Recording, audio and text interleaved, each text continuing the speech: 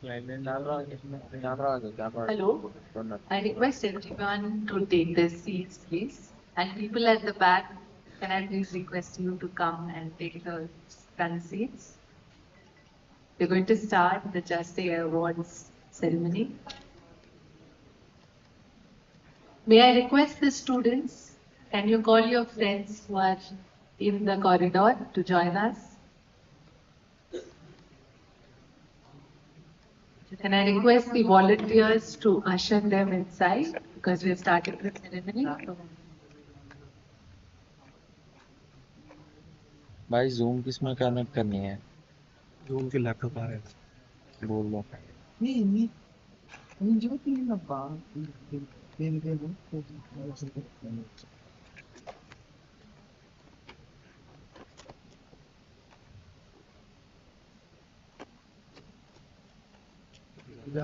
एक minute.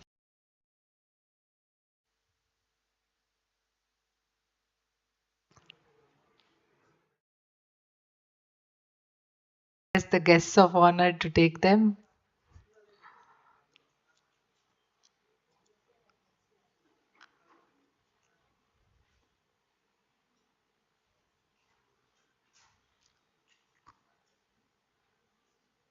Do we have all the finalists in the room?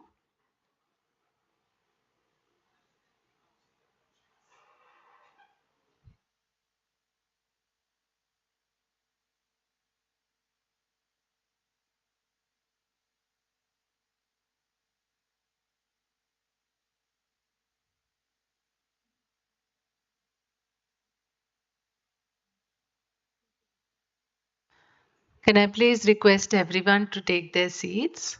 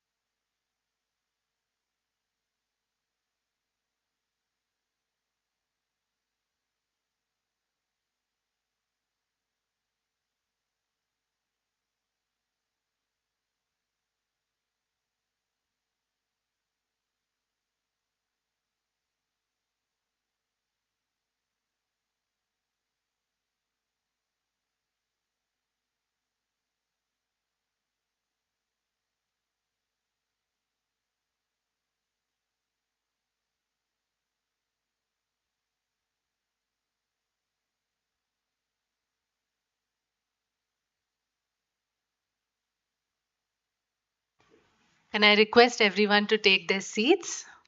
Thank you. Good evening, everyone. Namaste, and a very, very warm welcome to each one of you. This actually brings us to the last segment of today's Digital Citizen Summit.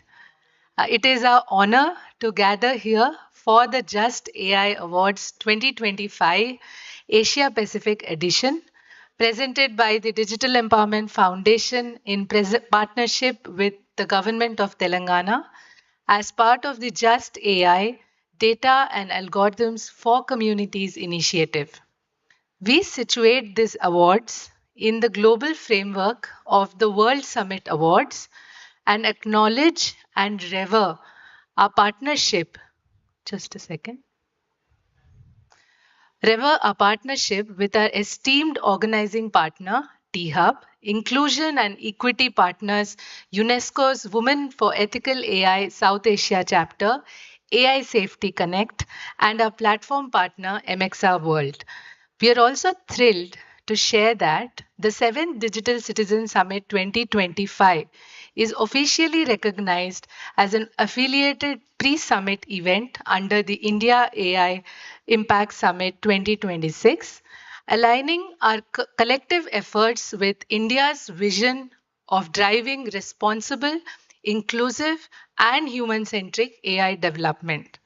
The Just AI Awards initiative, conceptualized in 2024, recognizes and celebrates those who are shaping ethical, inclusive, and participatory AI that is not just intelligent, right, but just. All AI that places citizens and communities at the heart of digital design. When we say intelligent, we are not just talking about artificial intelligence, we are also talking about human intelligence and social intelligence. Artificial intelligence is rapidly transforming how we govern, connect, access, behave, work, study, create content, build social relations, right? And of course, AI solutions.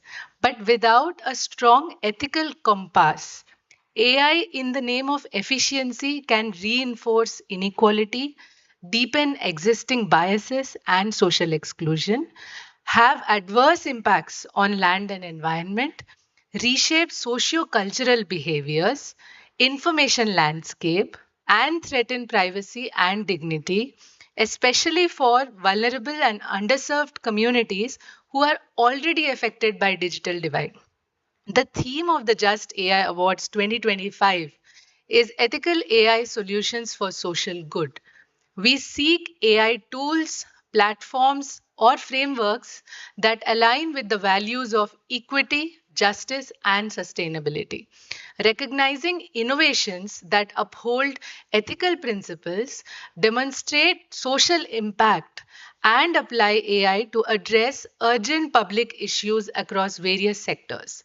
Since 2024, we have been able to build a large network of AI developers from diverse sectors, startup ecosystem, researchers, academia, CSOs, youth community leaders, government institutions, and technologists who are developing ethical and impactful AI solutions.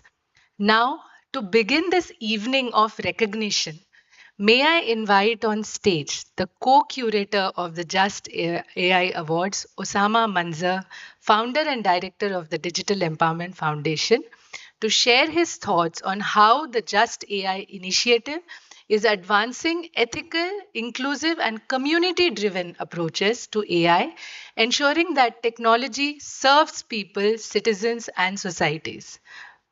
Please welcome to the stage. And when I say co-curator, the other co-curator is Jayesh Ranjan sir.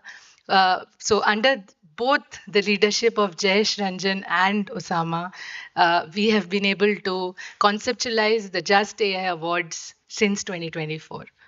Over to you, Osama.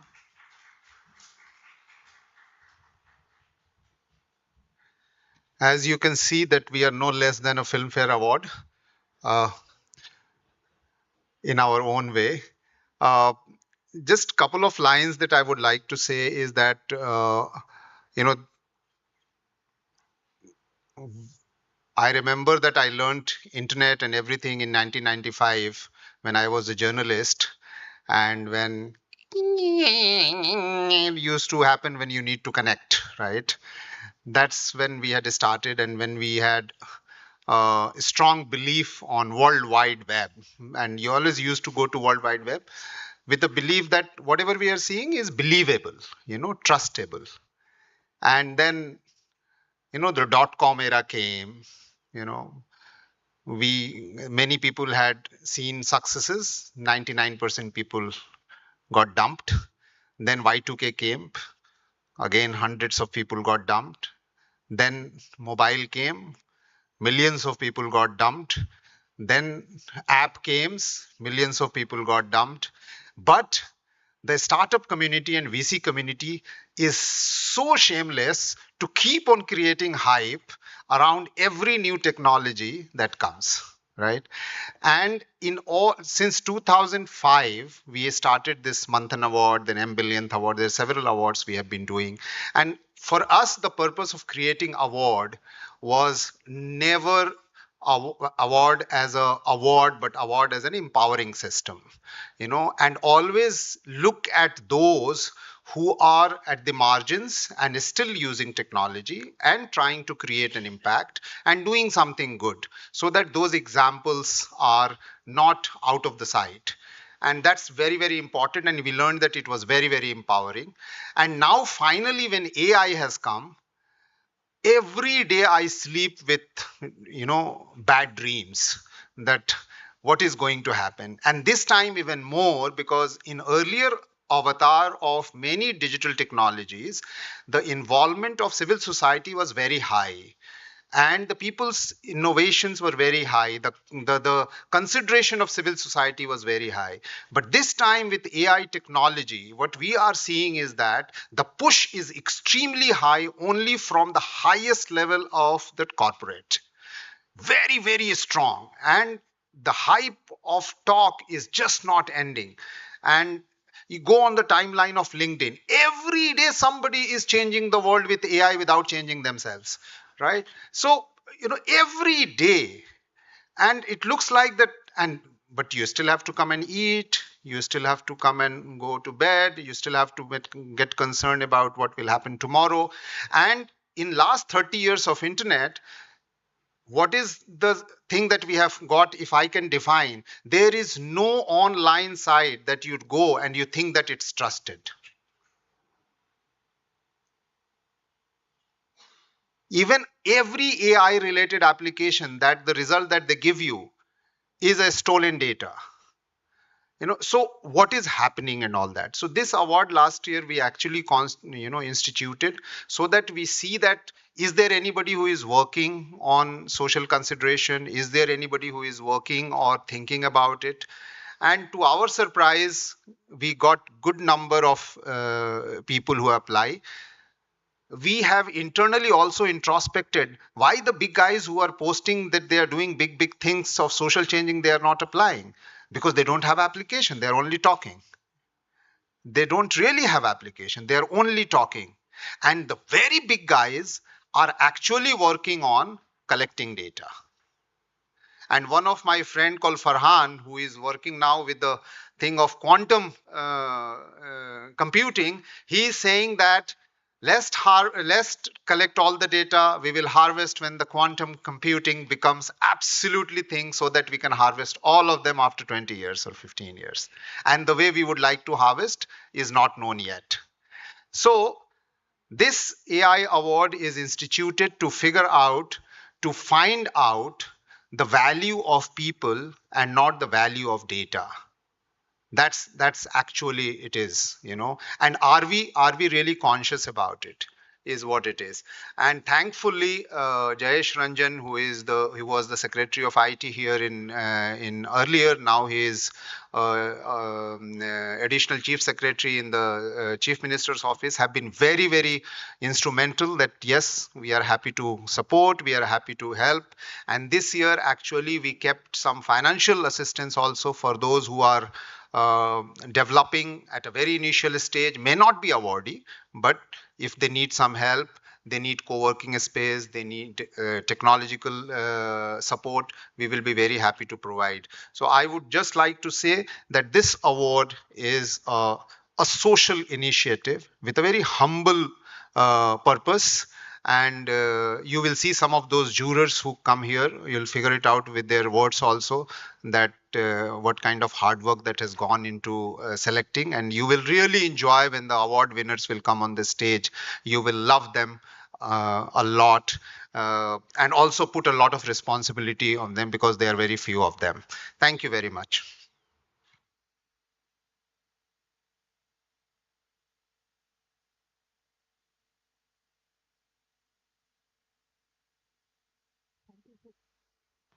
Thank you so much, Osama. And I would also additionally add to that Asia Pacific region, why?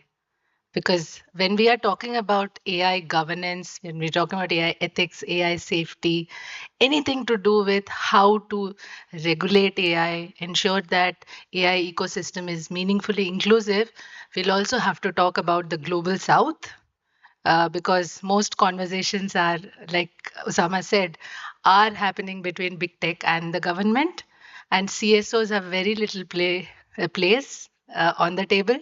and the global south too, because most of these conversations are happening in Europe, um, developed countries, which we cannot afford to go unless we are, are as real it gets.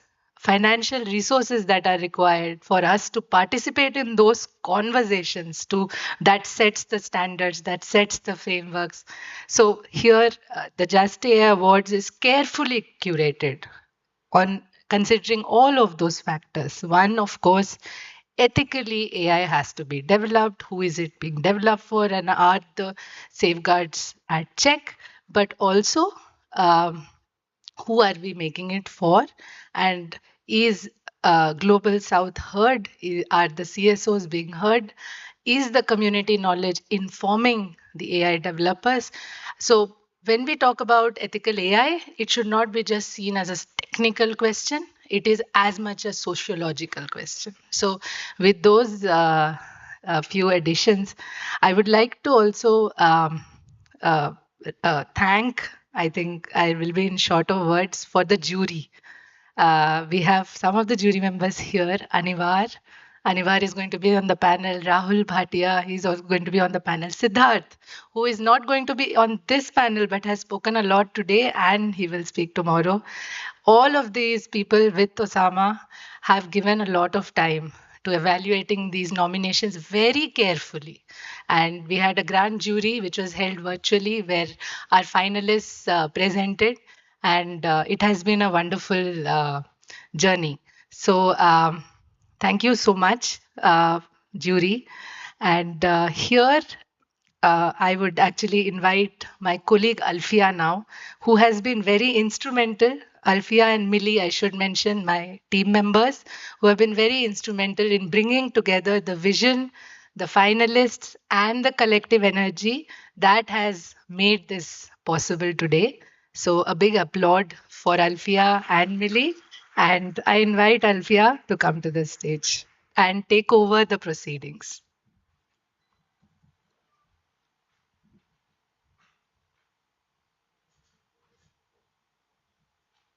Thank you, Arpita. Good evening, everyone. So, before we move ahead with our session, I would like to invite Ms. Aishwarya Salvi, who works as an AI advisor in Fair Forward AI for All project at GIZ, German Development Corporation, and is dedicated to promoting open source and responsible AI globally. Stage is yours.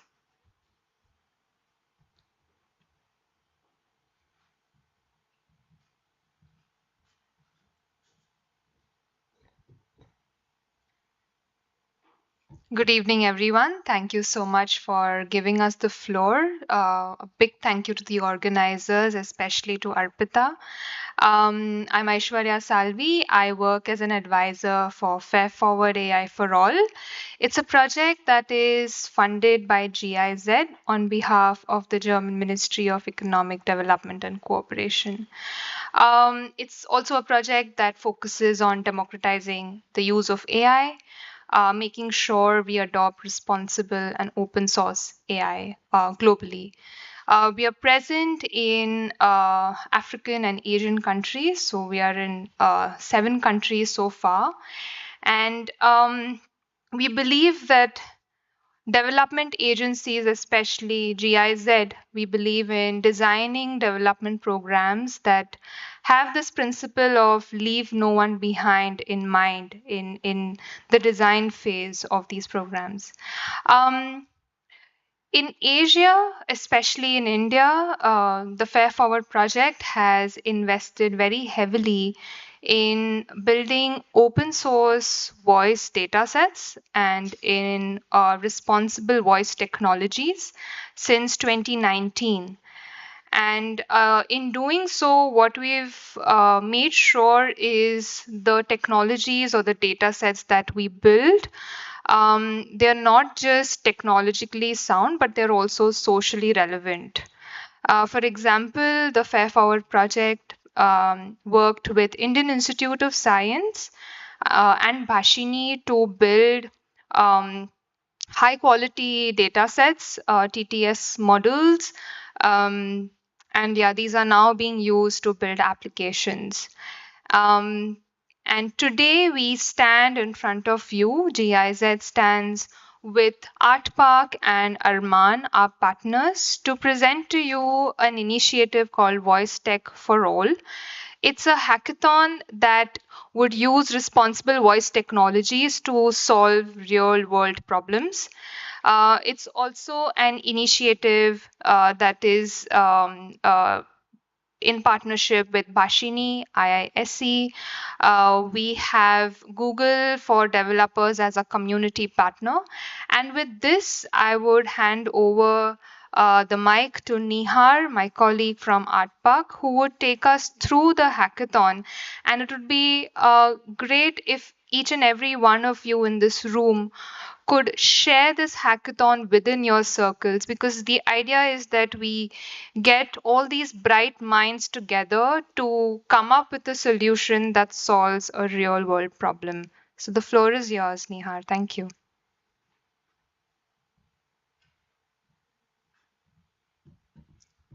Hi, everybody. Thanks, Aishwarya. Uh, so I see so far with uh, all our colleagues, Gates Foundation, GIZ, who've been supporting us in this journey, has been working to create speech data sets, models which are inclusive, includes the not just the mainstream languages, but also dialects and native languages spoken across the country in the natural form, with the aim and vision of enabling citizens within the digital India that we envision, right? Not leaving anyone behind, like Aishwarya said. And with that in mind, we've been working to create data sets. But what we also see is that this has to be incentive, awareness, and enthusiasm across the country to adopt these data sets, models, uh, so that innovation happens at the grassroots, or so to say, at least pan-India city level, right? With that in mind, we have this text-to-speech hackathon uh, that we are hosting. Yeah, could you go to the next slide, please? Yeah, never mind. Yeah. So the idea is to encourage students, researchers, startups across the country to develop a text-to-speech model, which can sort of perform in 11 major mainstream languages, text to speech particularly, because machines need to start understanding and talking to us in the way we understand, right? And yeah, just in the native form, in terms of our accents, our styles. If anyone of you are currently using any text to speech service, it appears slightly robotic, right? Even in our work, we've so far had the feedback that Hindi is good. It just sounds like a foreigner talking to us in Hindi, right? And that's the problem that we are looking to solve through this solution. Yeah. What are we offering? I think more than the cash awards, we're offering a way to sort of enable frontline health workers across the country through this text-to-speech model. We have our partner Arman, who touches the lives of at least, I think, 3 million odd pregnant women across the country through the Kilkari program, and also trains health workers. And we hope that this model that will be crowdsourced, made, encouraged through this hackathon will be used to enable and make a difference in all of these workers' lives. Yeah. So we are structuring this hackathon in two forms. We hope to have online submissions at scale, followed by getting a shortlisted few candidates into ISC, have an in-depth discussion with them, let them present not just their models, but also their way of thinking, and evaluate it holistically through objective and subjective matters, and then finally identify a few winners. Yeah, I think that's about it. Yeah, hope that this can actually make a difference. Yeah.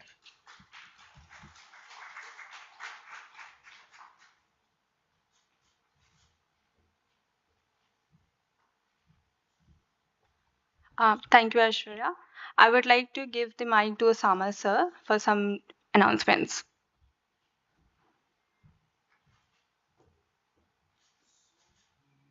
Not really some announcement, since in the line of possibilities of funding and opportunities and all that.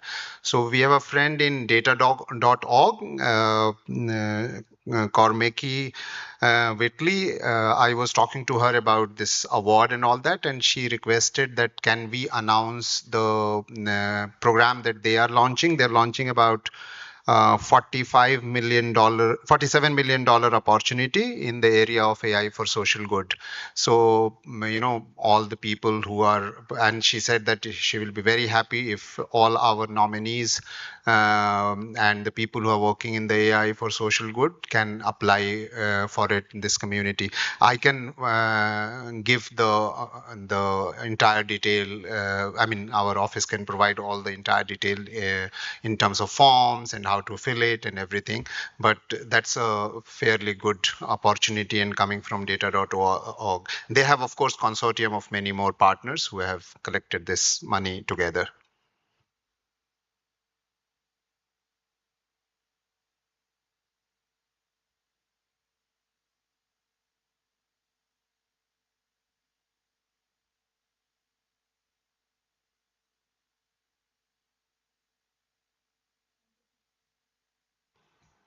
Thank you, Samasa.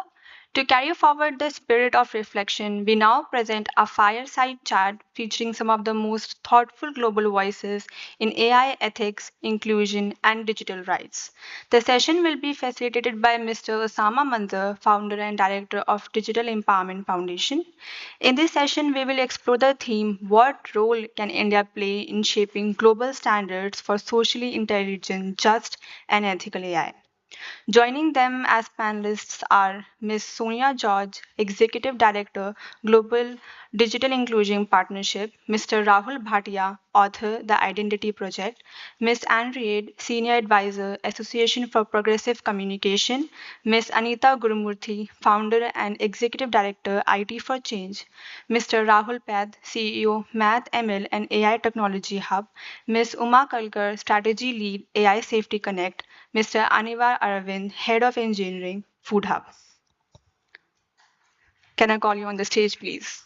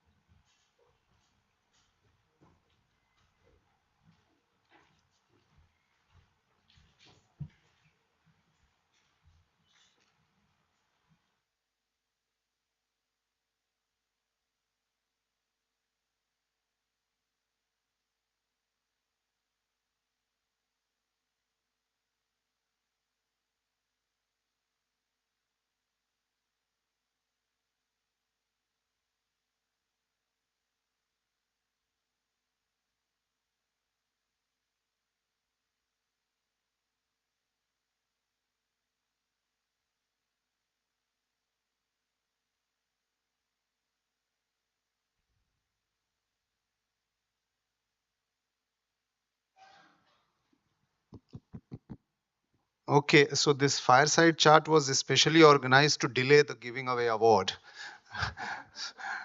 So, yes. So, fireside chat, and yeah, it's like, TV discussions. We have to be extremely intelligent and profound in just 1 minute, right? For each one of us. I don't have very fiery questions, except that I want to tell two things about the two people who are on the corner. Anwar, all the award winners, you have won the award despite him. Because he's a techie guy. According to him, there was not a single application had a profound AI application. so, so you are really, really lucky. So that's his introduction, and we are that's interesting. And Rahul, of course, who has written a whole double size book on identity. So and now we are thinking of data and AI. So very interesting that you have somebody who has authored that book and who is here. I will start with Uma, since you are directly working with an AI kind of organization. And my only question is that uh, from civil society perspective, from people's perspective, what are the alarming things that is happening? Just push it. Great.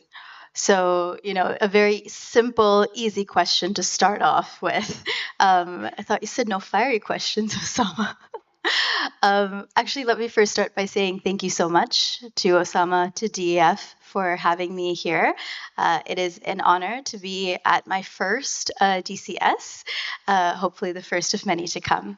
So, Osama, you asked me about, what are the kind of key challenges that you're facing from a civil society perspective around leveraging data and AI tools in more of a just way. I think it kind of comes down to, uh, three kind of key issues. The first one is really about diffusion. We talk about diffusion of AI tools, of data tools, of things that are going to help make life for people a lot easier and a lot better.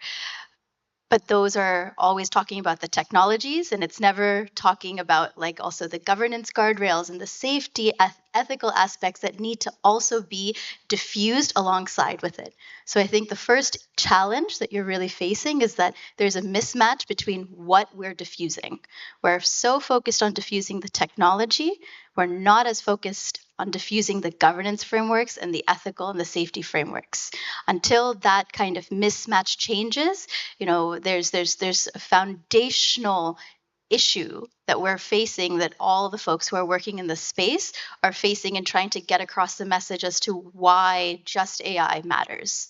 The second one, really quickly, is about, this idea that, well, we've collected data about people, we can use that in order to improve our products and improve our services. But having data about people is not the same as actually understanding people.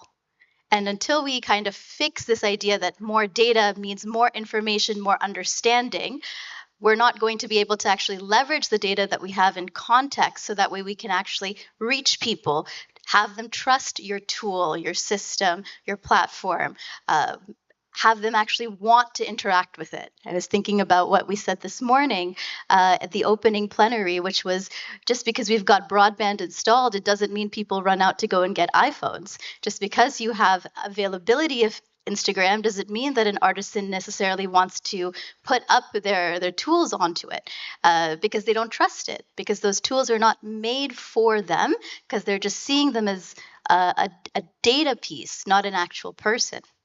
And I think the last challenge that a lot of civil society organizations, and mine especially, which works around track 1.5 and track 2 diplomacy, so ways of actually connecting the scientists with the ambassadors and diplomats and the governance officials to understand the science and the mechanisms for AI safety experience, are institutional design. There's a really good quote by an American sociologist named Charles Perrow, where he says that, complex systems fail because institutions aren't designed for complexity. And as we're seeing increasingly advanced AI tools, especially, you're seeing that friction with systems from governance institutions that aren't built to handle that. So until we fix this really brittle system that we have, we're not going to be able to actually create tools in context. And so that's where I'll kind of close, in the sense of challenges.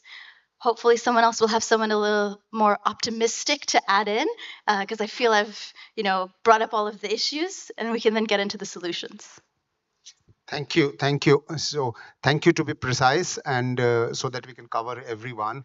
I wanted to bring Anita. I also wanted to say that I have learned a lot from Anita in a very early time of my getting into IT, because of her focus on gender and highlighting the gender digital divide, the involvement of the equitable gender inclusion in technology.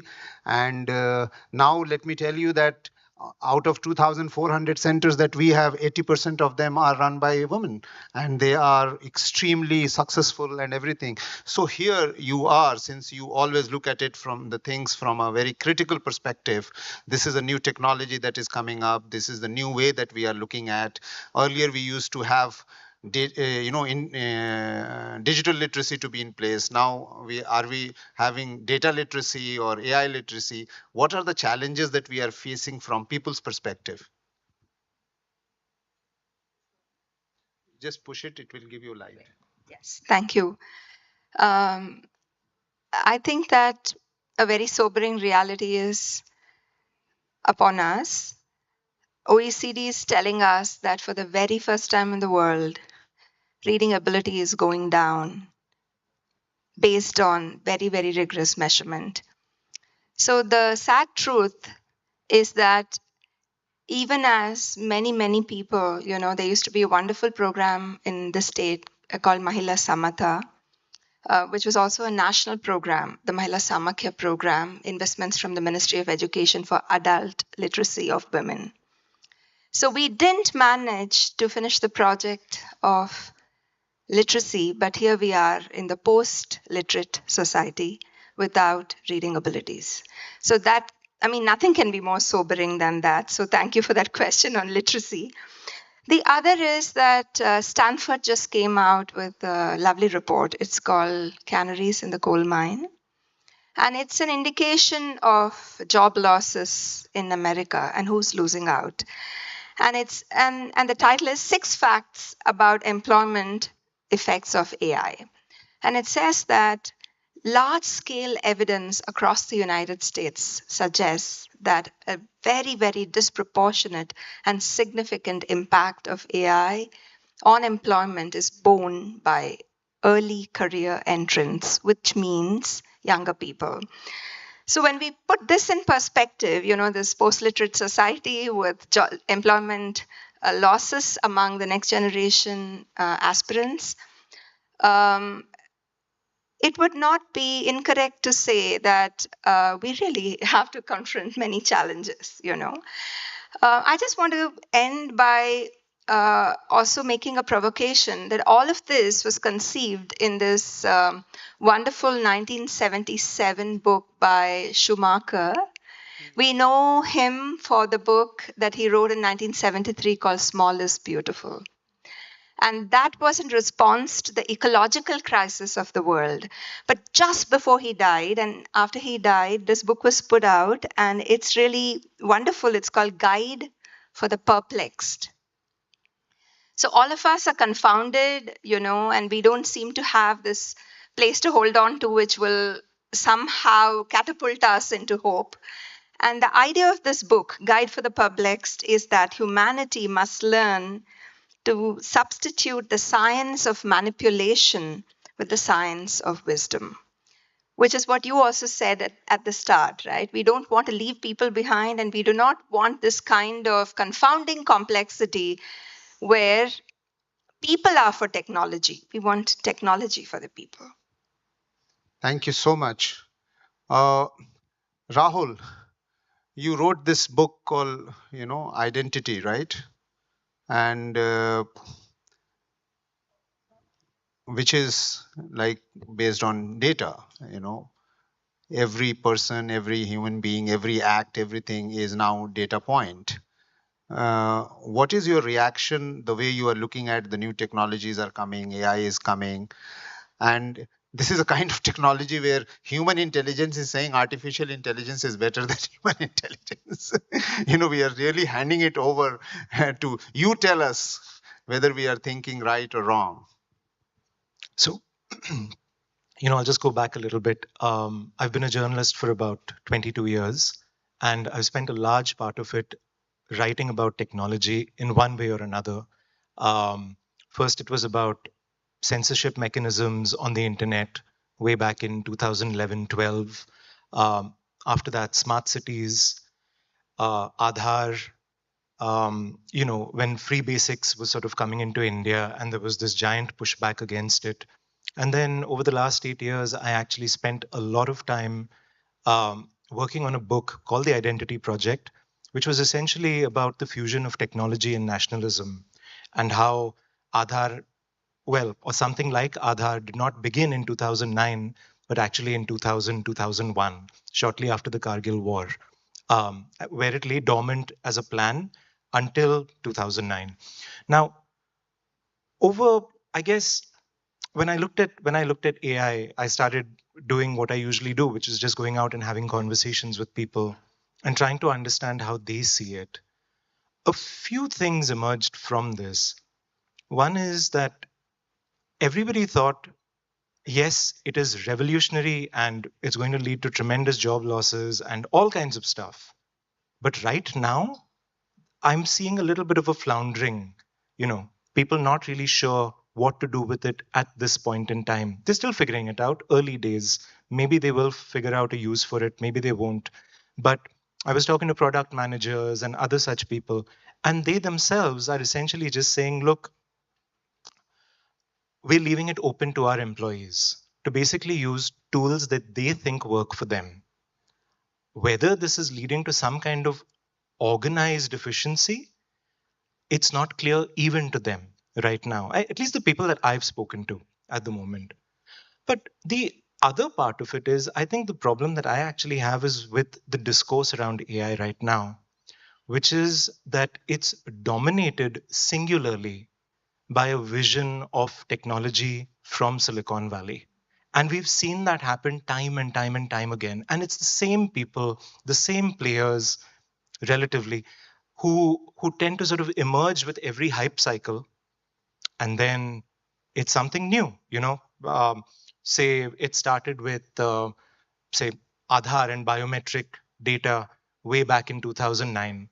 Before that, if you go back 10 years, it was about smart cards and chips that were being used in Eastern Europe, and then they kind of spread around the world and all of that. You saw that with crypto, then you see that with AI. Recently, when I was looking at the lineup for GTEX in Dubai, which is one of the world's largest sort of expos for technology, it was filled with quantum computing. And you could see, like, that's the next big thing that's going to happen. So when we talk about AI for social good, the question that comes to me, that occurs to me is, do we have a voice in this room where these sort of hype cycles are propagated, when the conversations are happening between some of India's richest people and the biggest of companies with our governments, when you have consultants everywhere sort of coming up with justifications in their papers and numbers that that provide ready-made rationales, which we don't really understand where these numbers come from. When they provide these things, what role are we playing over there? Are we just willingly accepting what is told to us, or are you going to stand up and say, hang on, let's stop, examine these claims? These are deeper questions, and they go into all kinds of things like press freedom, where you get to have a say, who gets to have a say. So I'll leave it at that. We can come back to it later. Thank you so much. That was quite nice. Anwar, what would you like to say, being a person who you were also calculating all the results through AI, of your putting your thoughts that I think this about that and all that, and you are a technologist, you're a pure programmer technologist, you are and I'm sure technology for you is like a solution provider. And now that AI is here, how do you see the future of AI, or even the future of ChatGPT? Because ChatGPT is more related to the normal human being than many of the other AI solution, which may be only for corporates or only for some applications or something like that. Yeah, that's an interesting question. So, looking at the evolution of the tech, I think there is we need to treat AI mostly like a normal technology, very normal technology, just like electricity, how it changed, how internet changed. So it slowly it is changing, and it is not and it is evolving along with it, right? So it is not something like it's not a disruption or anything. I don't see it as a disruption. It is something maybe changing the way you are working with the tech. Maybe you are utilizing it in a way in which make you more efficient. At the same time, you are understand the problems around it. You understand its hallucinations, and you understand that it is primarily built for English and not for Indian languages or anything. And we know that the speed of the tech or the evolution of the tech, that is also a rationing mechanism. It's a if you look at all these models built over a period of time, you can see that 2024 models still giving hallucinated results a lot. You can see that token-based access is becoming like a new kind of access control to certain privileged set of people into the certain AI. So you may need a max plan or you may need an API token plan to get the proper use of AI to your own purpose. So this is all happening in multi-tiered manner, and that rationing is something big for all AI, right? So, and there is also interesting trends evolving. We see that if you look at how the technology evolution is happening, this may be the time in which internet protocols are evolving in the most faster manner with consensus among all the major global players. I never seen this speed in the internet standard evolution over a period of time. So there is A2A standard coming up, all that companies coming together, ACP standard coming up, all the companies coming together and building common protocol around it. Agentic payment standard coming up in September. So too many things are happening, and I think it's very difficult for civil society or organizations or humans to catch up with the speed of that speed currently. So this is a huge gap, and historically, when we look at all this tech evolution, there was always a different voice engaging in the looking for a seat in the table, which is also not happening now.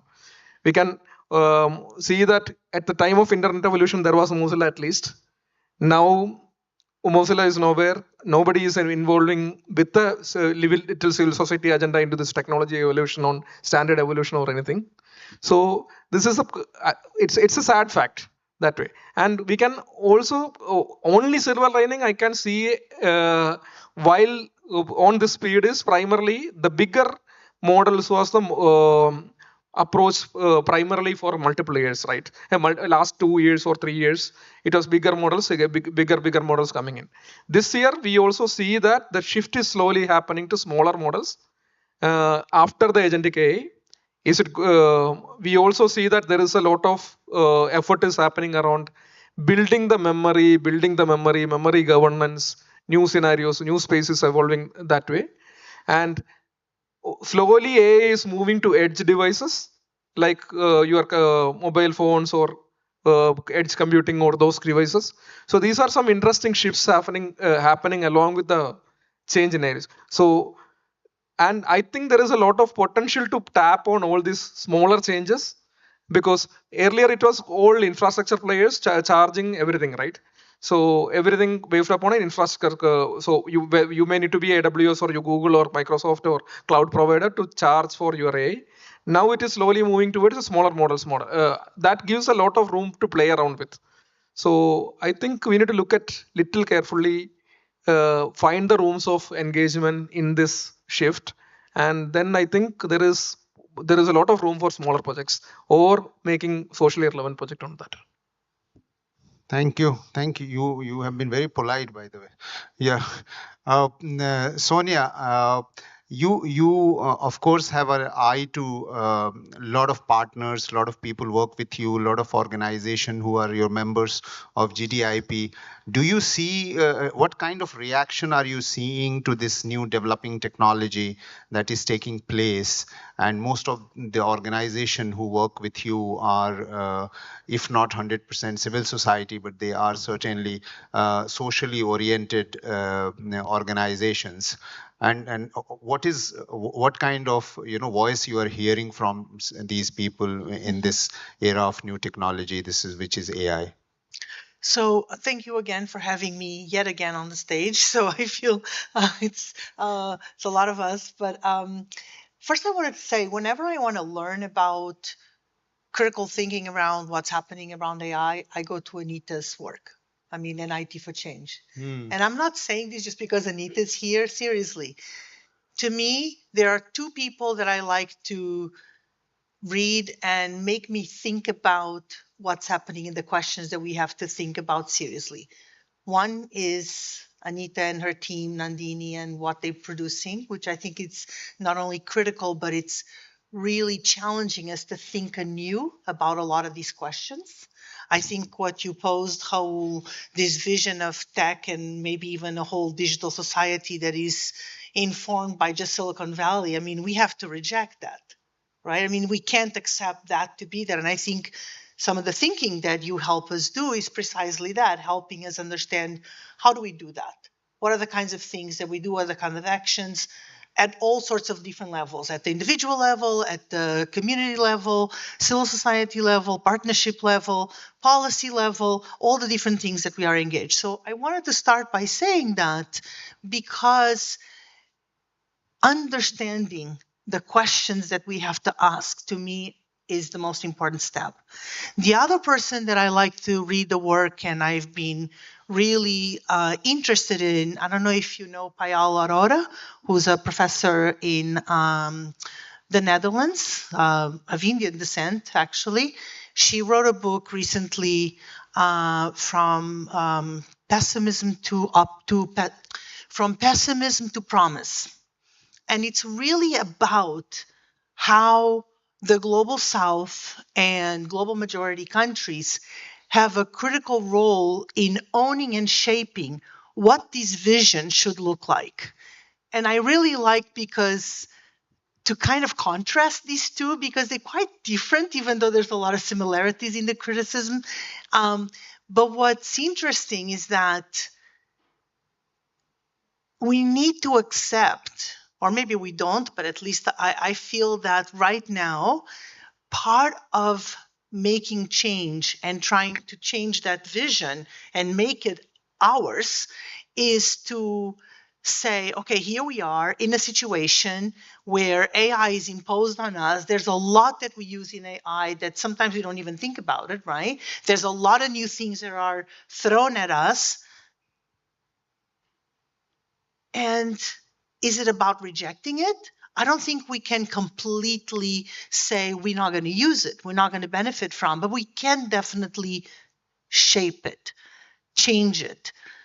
And I think that's how I like to think about these questions. When it comes to our partners and to ourselves as an organization, we're concerned about any kind of new emerging technology, not just AI, from the perspective of how is that going to interfere and create further exclusion, further inequality in societies, in communities. And anything that is doing that for us is a concern. So how do we address that? How do we change the path? How do we change the trajectory of change that is negative or change that may appear to be in the negative, into a negative path? So for us is understanding what can we do as civil society, as partners, and I think this is true also for a lot of governments and private sector as well, including many of you that are in social impact enterprising, is first of all, understanding the critical questions, not to be shy to question and be inquisitive, but at the same time, not to be completely frustrated and reject it outright instead of attacking it. To me, I think we have a role, a really important role, to say, no, we can shape it. This is not a vision that is going to be imposed on us. We can shape that vision by all of our participation, by the way we engage. And the more we engage and the more we have a voice, the louder our impact will be. Now, it may be that I may sound a little bit too hopeful maybe about some of the things that are happening. But I truly believe that we need to look at what are the possible promising uses and also focus on that. So I hope I'm making myself clear. Basically, I think we need to continue being critical, as I already said, not to be completely desperate about the negative impact, and also own it and say, no, let's go shape it. I think the work that the Global Digital Justice Forum that IT for Change is leading a lot of these discussions. APC and their colleagues are also leading a lot of discussions. A lot of you in this room. And I think it's us learning from each other to be more influential in how we can shape that. I think that's really important. And we do have a voice, despite all of the grandiose, craziness of the world with the tech companies and whatnot, I do also work with a lot of the tech companies. You know, they are our partners as well. And it's not easy all the time, but we have a possibility of changing. And some here more than others, but it's important to, I would say, never lose hope and think about what's possible. I mean, look at the internet. I'm old enough that I remember when even mobile phones were like, oh my God, they're going to destroy TV. Oh my God, then the internet is going to destroy the newspapers. And maybe it is still destroying. But we adjust, right? We adapt. And we create new paths, new trajectories that are more reflective of the vision that we want. That doesn't mean there's going to happen in 2 or 3 years, Osama, but I'm an optimist. So I feel that we have a role to play to change that. And that's the responsibility that I take. And I think that's how our partners, most of them, look at it. I mean, here you are one of them. And you placing us in this discussion, I think having these discussions is one of the steps towards that, creating that vision. Thank you. Henriette, what are the last words? Yeah.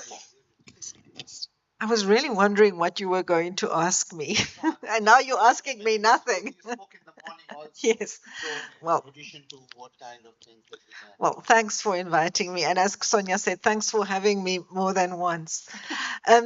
It's really, I mean, I feel tempted to be really controversial, but maybe I won't. I mean, what is the it here? What is AI actually? I think, and I think that's the question we should also be asking ourselves. I mean, I really identify very much with Raoul's remarks and Anita's comment about wisdom.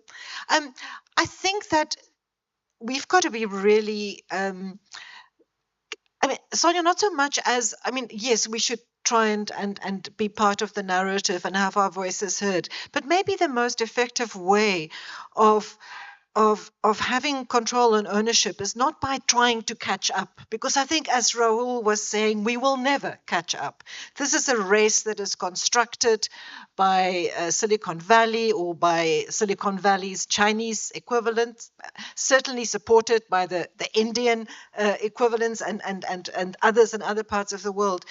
I think we need to question this race at all, and why does it exist? And do we really want to be part of it? What is our long-term project as the Global South, as India? It's to harness technology for human development and for better, more just and inclusive societies, as Osama was saying earlier. And I think the way that the cycle of hype is constructed is designed for us to never, ever catch up. And therefore, I think we should think very carefully about if we try to catch up and how we try to catch up. I mean, I remember a project that some donor, who I will not name, who I was advising about 20 years ago, very excited about using mobile phones in Africa, in an African country, give the mobile phones to primary healthcare workers, and these primary healthcare workers will collect data about early maternal health and early childhood health. They collected this data, they trained the primary healthcare workers to collect the data, and then, like 8 months into the project, they realized that country's Department of Health had no database, no centralized database, which could actually be used to collect and gather and organize that data. And I see this pattern repeat itself as well. I think we need to look at what do we need at a more basic level in terms of institutional capacity, human capacity, public funding for research, for bursaries for students, scholarships, support for community deployment and appropriation of technology. And if we invest in that, if we invest in governance and regulation that is truly public interest oriented, truly equality oriented, truly pro-competitive in terms of market regulation, then I think we'll start to get to a point where we can respond effectively and on our own terms, where we don't play catch up necessarily, but we actually take advantage. Because as Sonia said, there is benefit, there is power in tech innovation, including in machine learning. And different kind, and we've been living with machine learning for years. It's just machine learning evolves and it changes and its manifestation changes.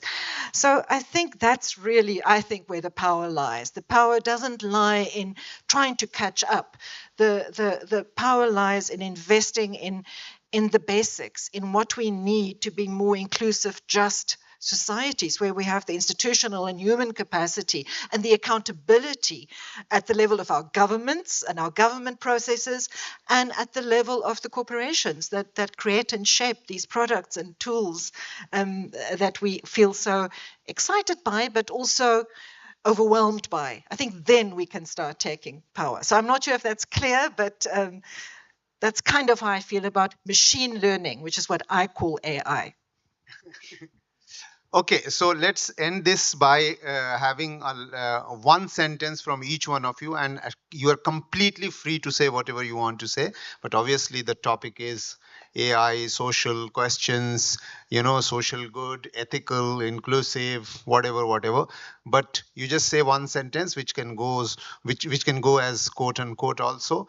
I'll start from the corner. Yeah. So last year we have seen a lot of RAG-based projects. This year RAGs are dead.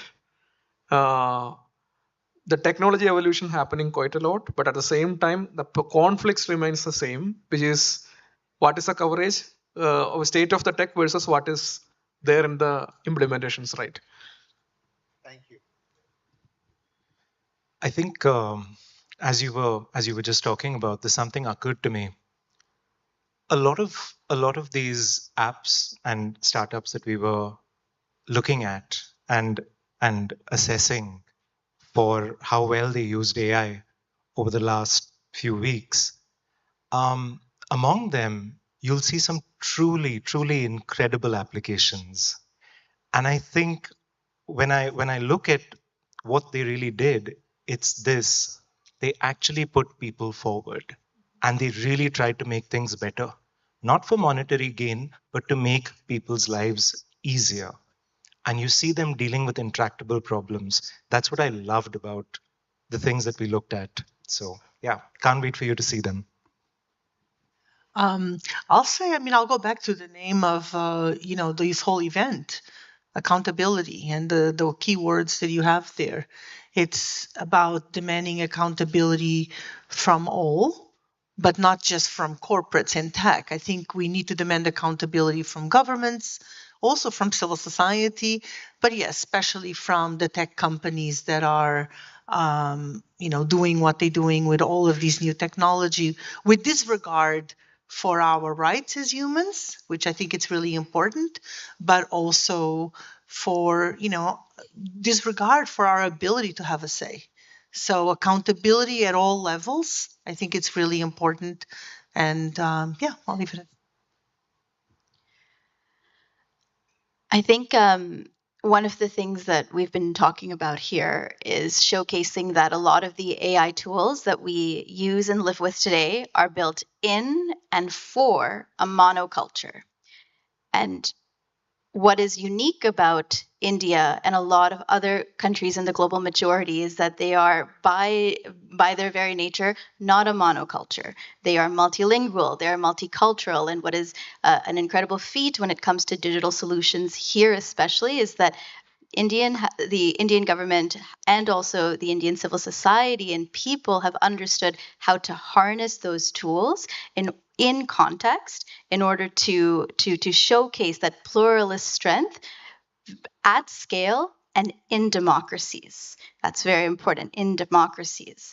And so with that framing in mind, how could we leverage that in order to carry forward a just AI global governance framework that is created for setting standards with the rest of the world and the majority of the world in mind is where we should tilt our focus.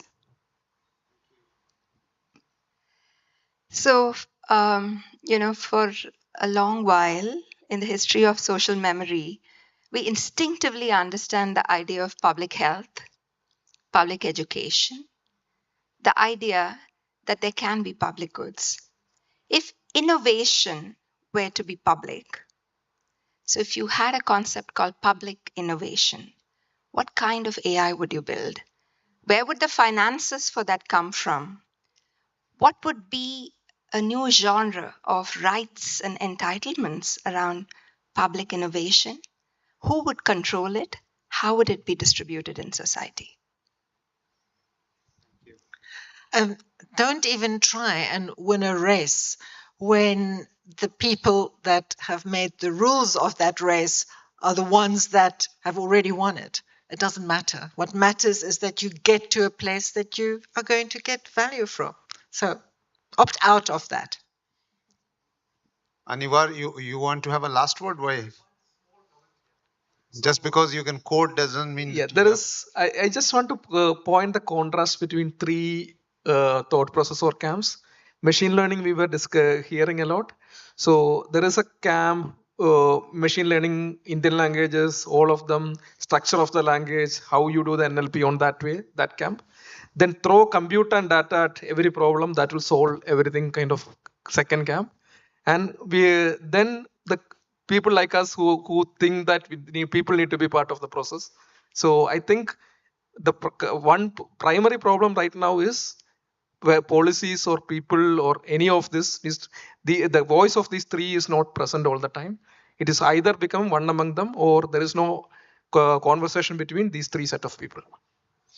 Thank you. And this is the book of all the finalists and the winners. You have to release, but don't release it from your hand to the rest of the people. uh, yeah, we have to do a photo op with it. I need one copy.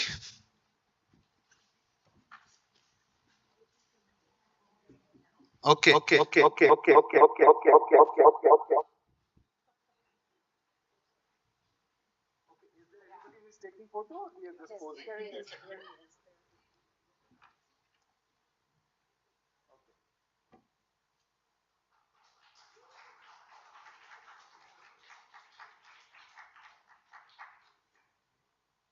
Thank you. Thanks, Osama.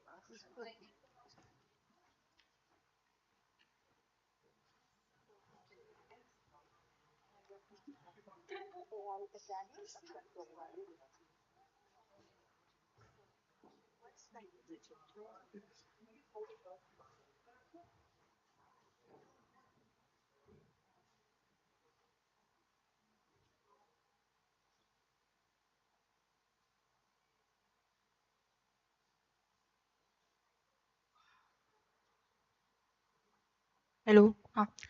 Thank you, panelists, for this thought-provoking discussion. I'm sure we all learned a lot. Since Mr. Fatih Dao, who is an executive director of Globe Ethics, was unable to join us for the evening, we have a video message for him.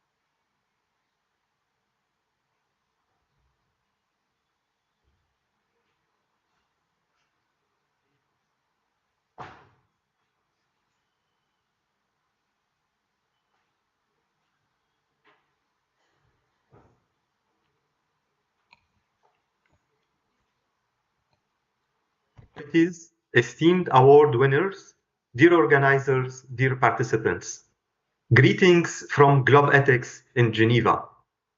It is a profound honor to share my remarks before this assembly of visionaries and dedicated change makers. I would like first to extend my deepest gratitude to the Digital Empowerment Foundation. Your pioneering commitment to digital inclusion and to the spirit of just technology sets an invaluable standard, not just for India, but for the whole world. I would like to also recognize the crucial support from the government of Telangana that demonstrates a vital synergy between public governance and civil society. We are celebrating the Just AI Awards, recognizing those who are leveraging artificial intelligence to break social and digital barriers and reduce socioeconomic inequalities at the grassroots, which can be better aligned with Globe Ethics values. Recognized this year as a WSIS Prize champion for amplifying the voice of Global South for ethical knowledge and education in the information society, Globe Ethics builds on 20 years of expertise and global trust to support inclusive development and value-based governance. To realize AI's potential as a force for good, particularly in the Global South, we must adopt a proactive human rights-centric framework. This is the core of Just AI. This framework demands active, deliberate effort from every stakeholder. Tonight's award winners are not just technologists, they are ethical leaders, ethical pioneers. They have demonstrated that justice, equity, and human dignity can be integrated into the very DNA of AI solutions. Their projects, operating where the digital divide is widest and the social barriers are highest, are setting a necessary, scalable standard for the entire industry. They prove that innovation and inclusion are not opposing forces, but symbiotic partners. Congratulations to the winners who embody the courage required to harness the immense power of AI while remaining accountable to the people it serves. Building on AI future centered on human rights is a task that requires a truly global and inclusive ecosystem. My call today is first for the governments and policymakers to embed human rights assessments directly into procurement and regulatory frameworks. To industry innovators, I call them to recognize that sustainable value is generated not by extraction, but by empowerment. Let ethics be your competitive advantage. To the civil society and advocates, continue to be the courageous voice of the marginalized, holding power accountable and ensuring the principles celebrated tonight that to become universal practice.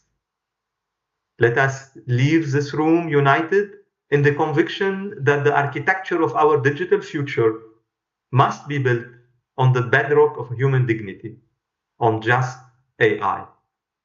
Congratulations again to the winners, and thank you, and I wish you an excellent ceremony. Can we have a round of applause, please? And now, the most awaited moment of the evening, the presentation of Just AI Awards 2025. These awards are not just about technological excellence, they're about ethical imagination. They honor those who are ensuring that technology strengthens communities, safeguards dignity, and amplifies human potential. Let us first turn our attention to this year's finalists, who are extraordinary individuals and organizations who embody the true meaning of ethical AI. It is important to highlight that these individuals and teams have made it to the final round after a rigorous and thorough selection process. Their remarkable contribution to the field of AI have impressed our jurors and stood out among many worthy nominees. We now invite them to come to stage and receive their certificate. I would like to call upon Mr. Sama Manzar, Ms. Sonia on the stage to distribute the certificates. I think he's also.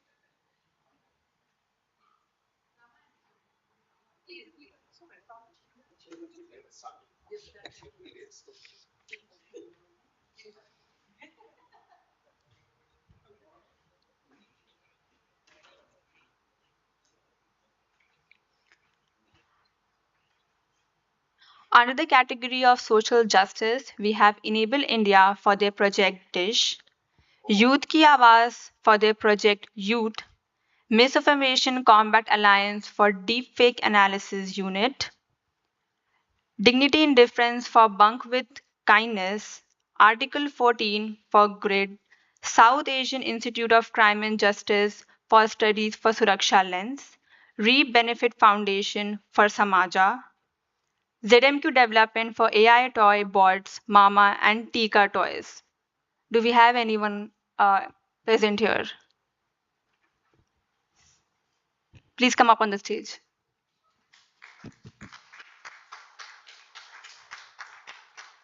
Certificate? And lastly, we have Maina Mahila Don't give the Foundation. certificate to him, give it to us. And do we have Brainsight AI for VoxelBox? Yes. Congratulations. Congratulations. Thank you so much. You want to say a couple of lines about your initiative? Oh, thank you. What was the last time you told someone that they were wrong and they told you, oh, wow, what an insightful thing you have said. Your wisdom has changed my mind. And I think that's one of the problems with bunking misinformation. In the current discourses, we bring in a lot of facts, information, and tell people with a lot of authenticity and grit that they are wrong. In the history of changing mind, nobody has changed their mind because people have come that way. Bunk with Kindness is a platform that allows you to bunk misinformation with a lot of kindness, empathy. It lets you see, building on the last 10 years of research in computational linguistics and positive psychology, we have used models that's able to real-time detect the language that actually leads to a conversation beyond political groups. So if you want to try it on bunkwithkindness.dignityanddifference.org. Thank you. We have Brainsight AI for VoxelBox next.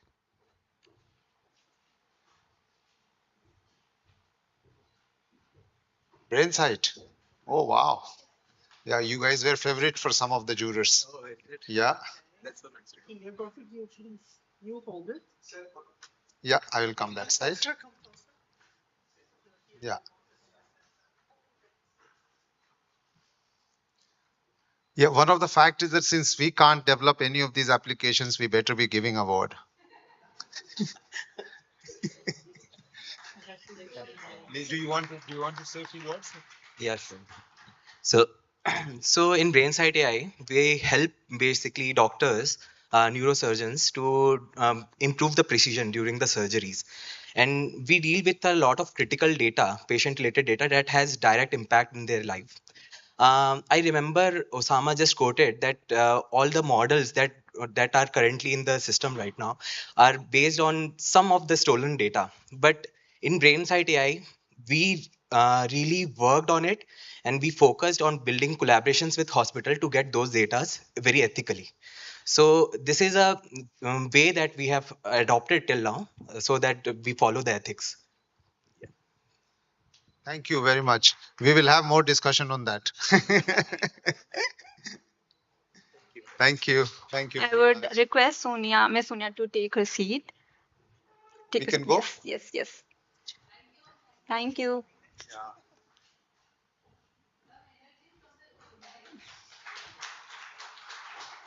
Now I would like to invite Miss Anita Gurmurthy on the stage to distribute the certificates. Under education, we have Katha India for Katha AI, Cognitai next, Vishwas News Jagran New Media for AI literacy bridging the gap, Educational Initiative for EI Mindspark, Bosma OPC Private Limited for Nari Bot, Autopedia Bharat, the Donut AI. Do we have anyone here? Yes. Please come up on the stage.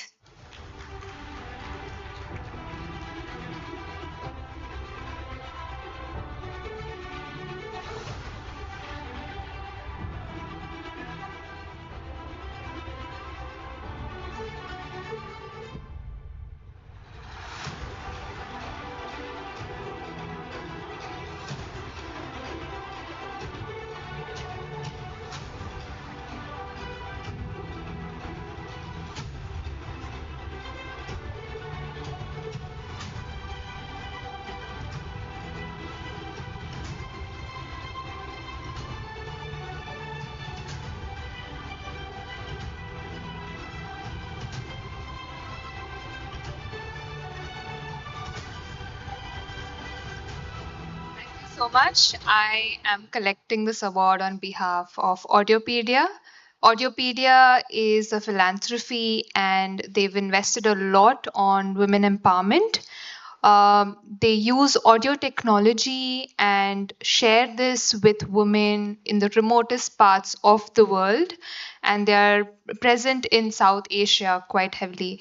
So, thank you so much for this award. I think there are things like these that empower organizations like Audiopedia to do better. They would have done it regardless, but this is just a validation to keep going. So thank you so much to the organizers. Thank you. Just to add, they use Bhashini as multilingualism of the Audiopedia, right? Right. So they use Bhashini to create these open source applications. And we have developed applications in 5 different Indian languages. So that's Hindi, Urdu, Telugu, Bengali, and Methili. So these are the 5 languages. And the applications are spread across sectors. So we have question and answers set across maternal health care and women empowerment, financial inclusion, family planning. So there are several sectors that we've covered through these voice technology applications. So thank you. Congratulations.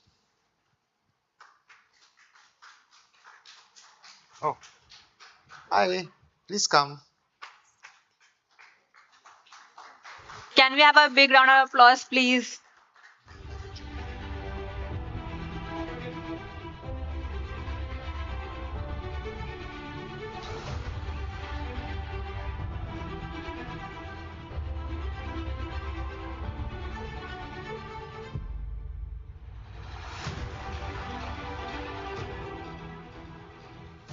Hello, guys. Such a wonderful day and evening. I'm receiving this award from the tortured Honey Park Chandani, and Honey developed Jyoti AI, which helps visually impaired persons to navigate its in mobility through AI. On the phone, over the phone only. They can, without the sticks, without anybody, dependency, they can navigate anywhere, and it is a successfully running in the many countries of the world. Thank you. Thank you. Congratulations. Cognitive.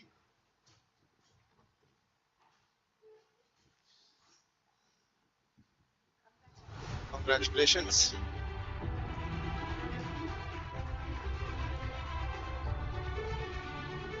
Hello everyone. So I'm Shovik from Cognity. I'm the CTO of Cognity. My co-founders couldn't be here today, so I'm present over here. So at Cognity, what we're doing is that we are trying to make education simpler, early childhood education simpler for people with, for children with autism, ADHD, and other neurological disorders. So in India, early childhood education is very neglected.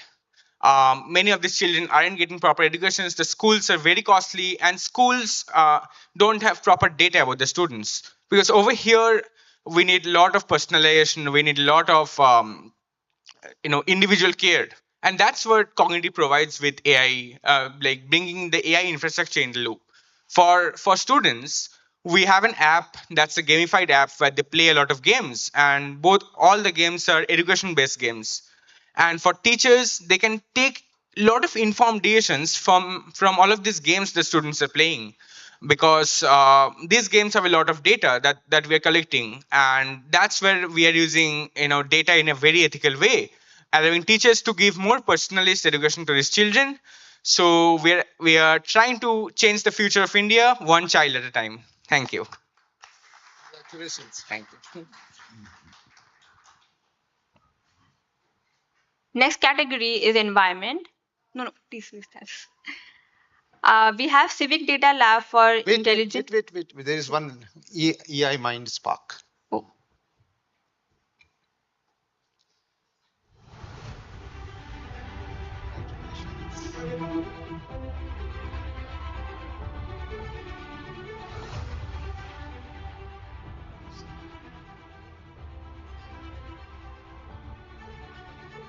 1 minute I will take. Um, Thank you for this award. Good evening, everyone. I am Vikas Omar. So we at Educational Initiatives have developed MindSpark, which use artificial technology so that all students in India learn with understanding. So the core idea is that the platform is adaptive. Many times students uh, do not have any clue what is going on in their classroom because their learning level is low and teacher is teaching at a higher level. So as many of the students in government school specifically, they don't really know what is going on. So this tool helps them. It is adaptive for them. It teaches them at the right level. So we are changing how students are learning in India using artificial technology. Yes, thank you. Congratulations. Thank you. Say hello to Shrikant. Yes, Yeah. Under environment, we have Civic Data Lab for intelligent data solution for disaster risk reduction. Second, we have Cultivate Farms to Fork Technology Private Limited for IoT-enabled alternative wetting and drying solution for paddy farming. On number 3, we have Global Institute for Circular Economy and SDGs for Sustainability Exchange. On 4th, we have the Association of People with Disability for Yes to Access app. And on 5th, we have City Pragya Private Limited. Can we have the representative on the stage, please?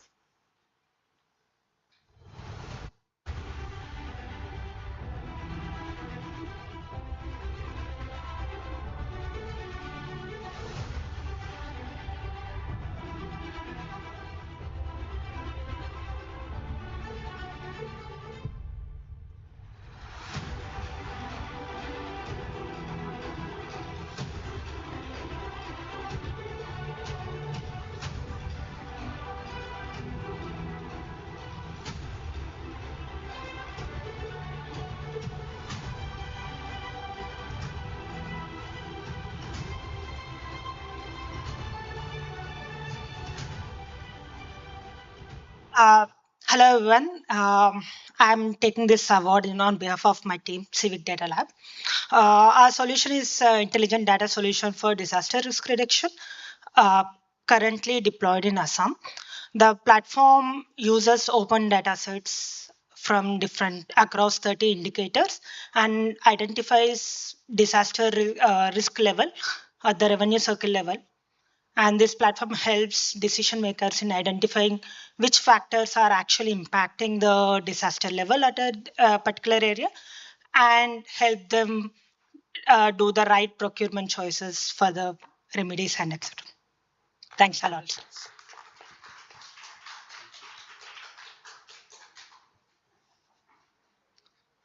Can I take this? Yes to access. Yeah.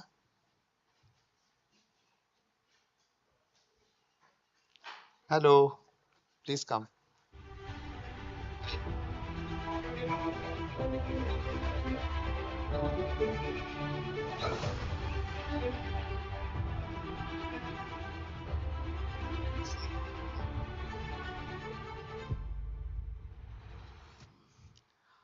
Thank you, Just AI Awards, for recognizing us. Our S to Access app is not just connecting person with disabilities or people who need accessibility to the buildings or any. It is connecting them to the service available in that building. It is connecting them to the education available in the school. It is connecting the healthcare available in the hospital. It is connecting to the government services available in a government building.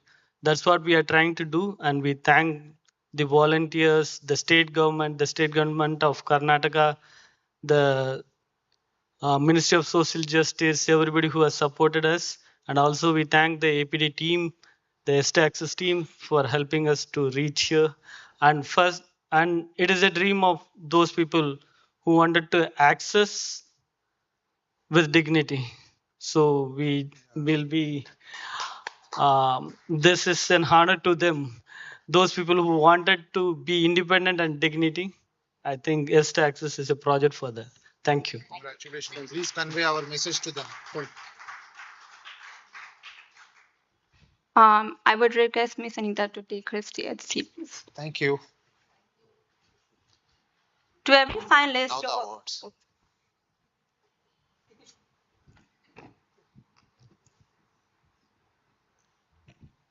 To every finalist, your work stands as proof that technology and justice can coexist. Congratulations to each of you for leading the way toward a fairer digital future. Before we announce this year's winners, we'd like to acknowledge two remarkable initiatives that have earned two special mentions for their outstanding contribution. I would like to call Mr. Rahul Bhatia on the stage. With Osama Manzar, please.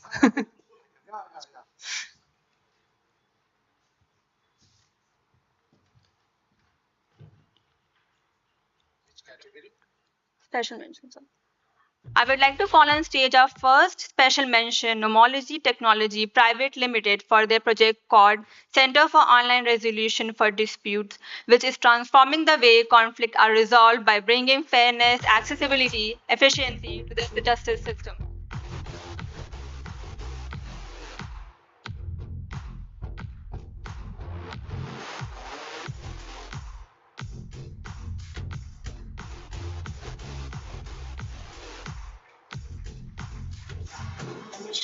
Cyber hack.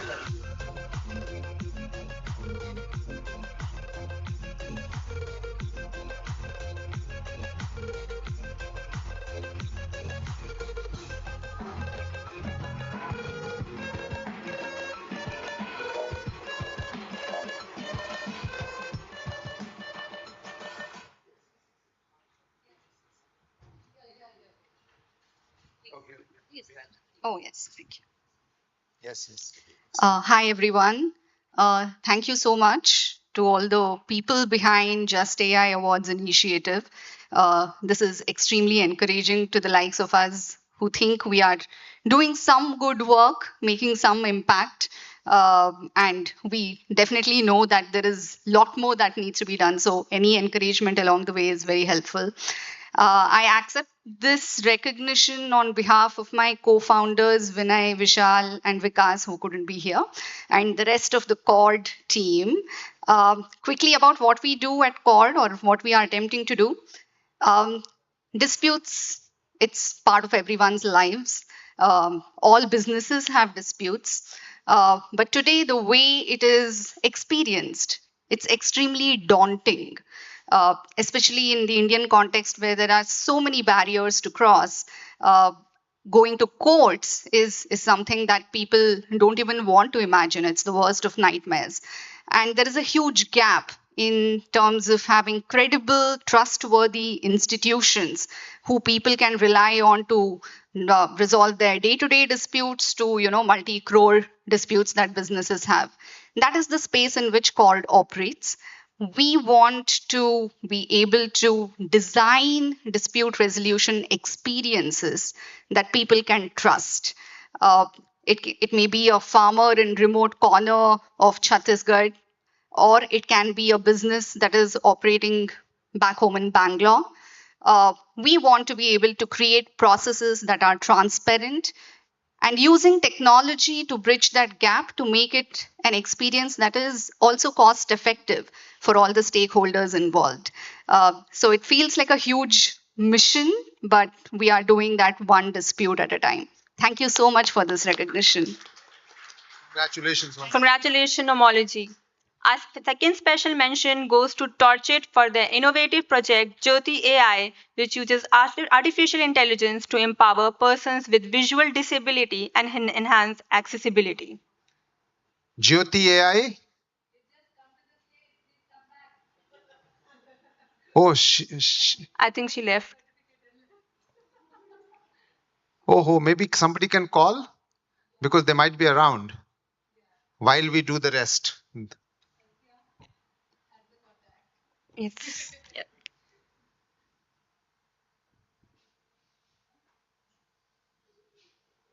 Yeah, they were just here, right?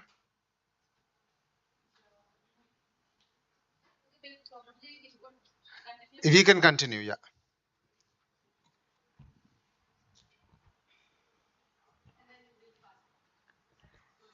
I would request Mr. Rahul to take his seat, please.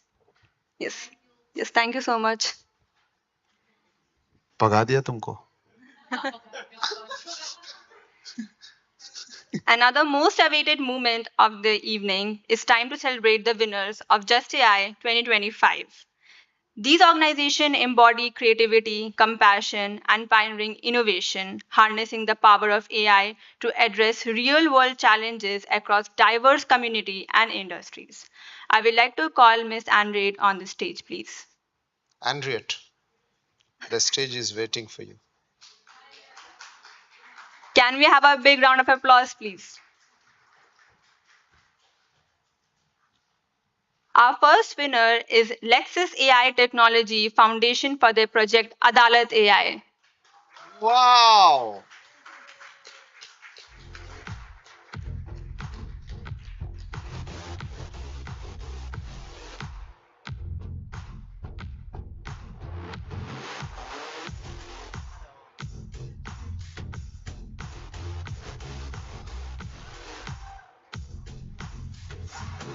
Try cyber hack.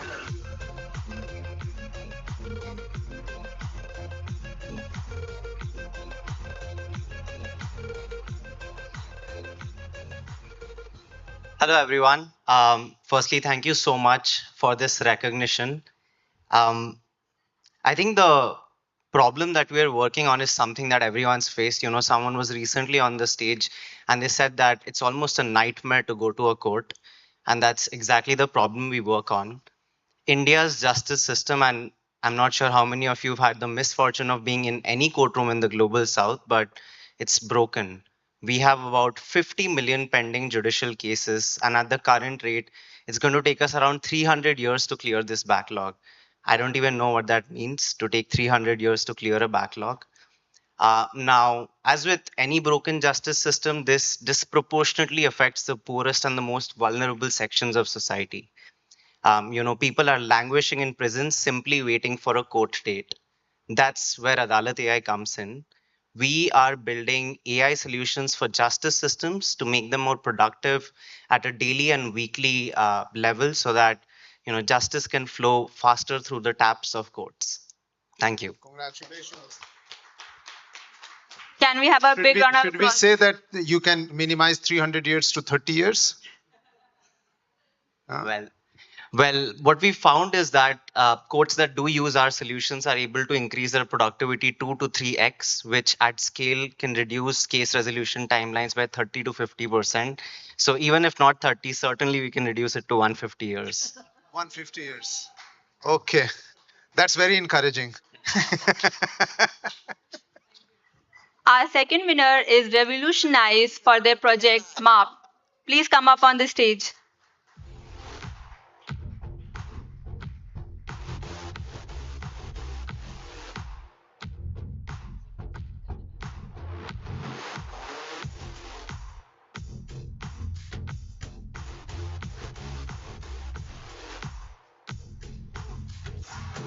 Try cyber hack.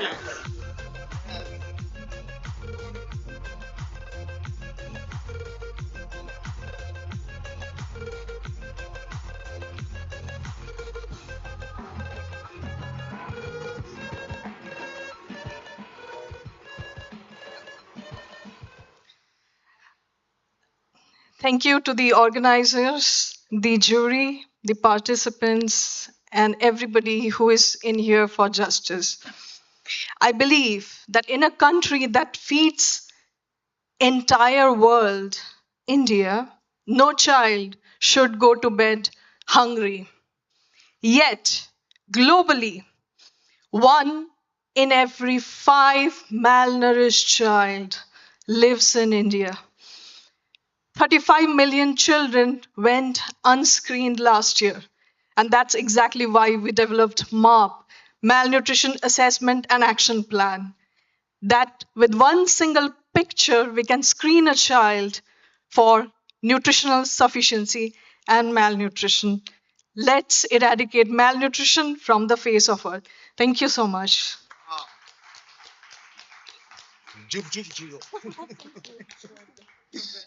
Thank you. Next up, we have Disaster Map Foundation for their project Peta Benkana. we have Naseem Mehtani who has joined us virtually. Oh, really? Yeah. So we can show the certificate. And not and the Can we have her online, please? is she waiting online? Yes, yes. She cannot unmute herself, Huh? but she can see us. She can't unmute herself right now. She can't? Unmute herself and acknowledge the award, but she can see us. Okay. Where is it? So this one is from Indonesia. Yeah, this one.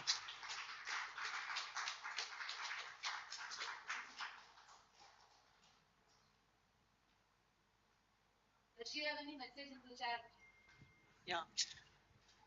So the beauty of this entry is that they collect data about all the disaster related things from the people, they process through and then also fact checked by the people and then broadcast to the people. So it's literally very, very participative and crowdsourced data, and they serve around 200 million people, primarily in Indonesia.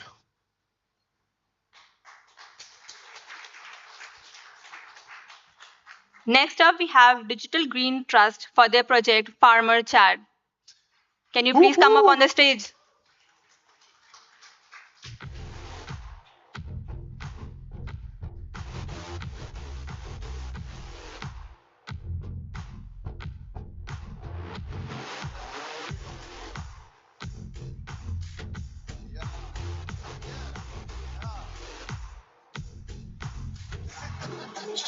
Cyber hack.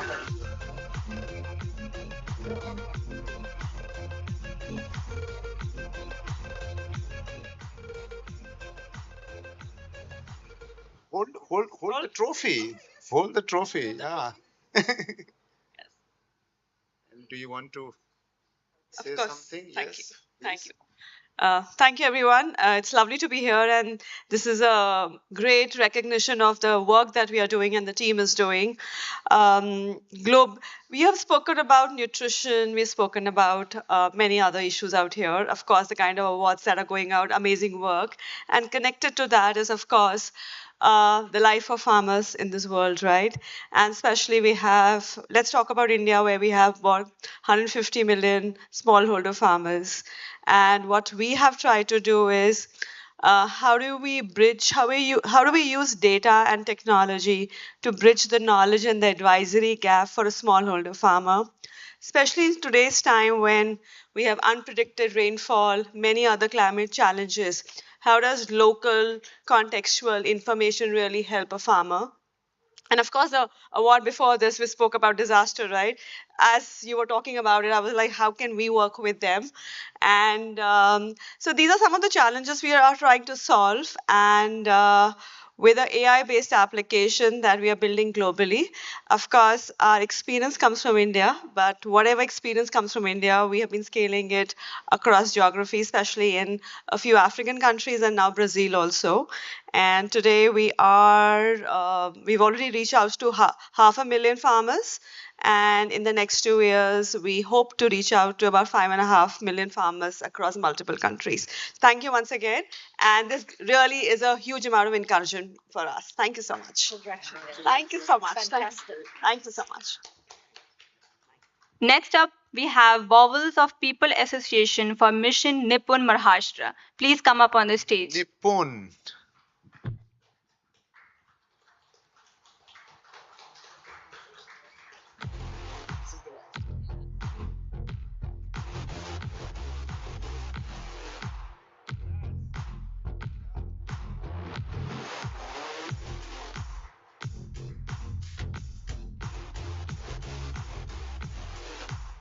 Hold it. Uh, Imagine yourself if you are unable to read and analyze simple text in your home language, you are unable to perform some basic mathematical operations. What do you think? Where were you at today? Well, the data says. Getting an award. Well, the data says nearly 2 billion students are lagging these foundational skills in India. So exactly what the Nipun Maharashtra projects addressing this in Pan Maharashtra and willing to scale in Pan India. So using AI for this is not just inclusion, is AI for equity, is AI for accountability, and AI for data-driven assessments and the interventions. Thank you. Wonderful. Congratulations. A big round of applause for all the winners and special mention of Just AI 2025, please. Can we get all the awardees here to have a group photo, or it might look better with all the trophies in front of you? And before that, quickly, I request Osama to explain what that painting was about, because that's his painting, and the logic and rationale behind it. And I request everyone to please come on stage. Let's have one big group picture, and includes the jurors. Thank you.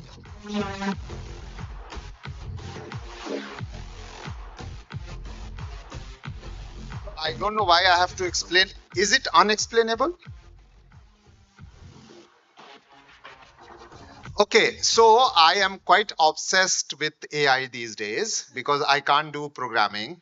Uh, so I keep drawing, since I do a little calligraphy, I keep drawing, and then I realize that AI is in the middle, which is actually collecting all the data from the people, and then basically doing machine learning and this. So in Hindi, I have a topic for this. It's a chakravyuh.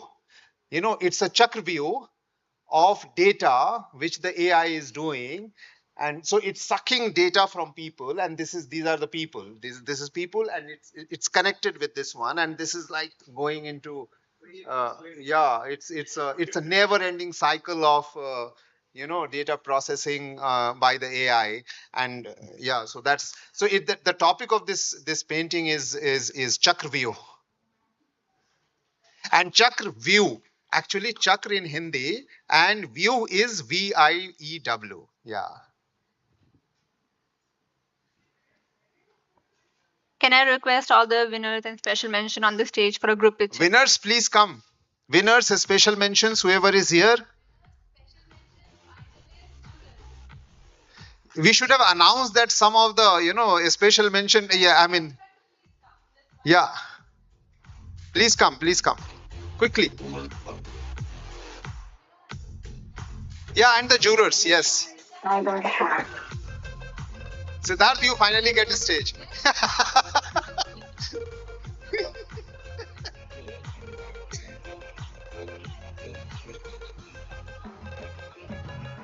But you know what? When we were doing the jury, पहले लग रहा था great competition. The presentation just changed the entire scenario. Because before that it was all written, and we are going and searching our own self. We have Anivar is going to develop something really or not, so all those things. So it was really mind. I mean, there's a lot of learning for us also.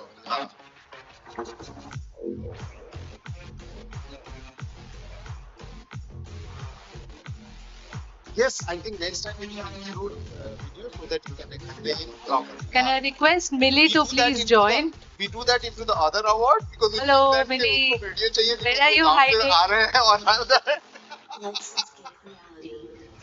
Enough space this side. Yeah.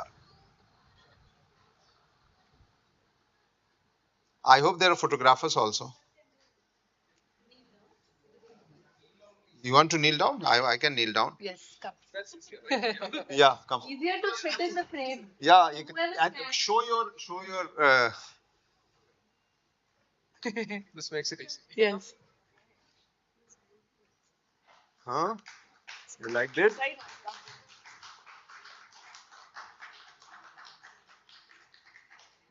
So the good thing is that if you need more trophy for the wall of your office, we can produce more and give it to you.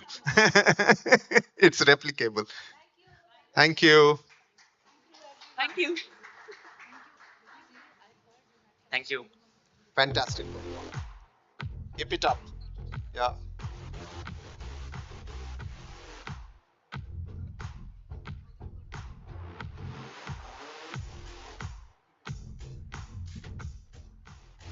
come close to the As we come close to this beautiful evening, we reflect on the journey of Just AI, a journey that reimagines technology not as privilege but as a right, not as power but as participation. On behalf of Digital Empowerment Foundation, we extend heartfelt thanks to our partner, jury member, speaker, and all of you who are part of this evening.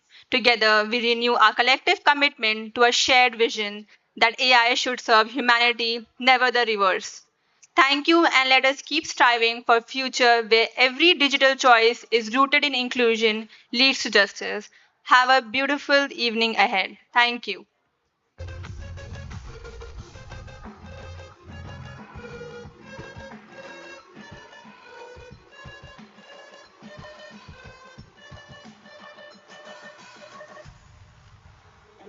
Cyber hack.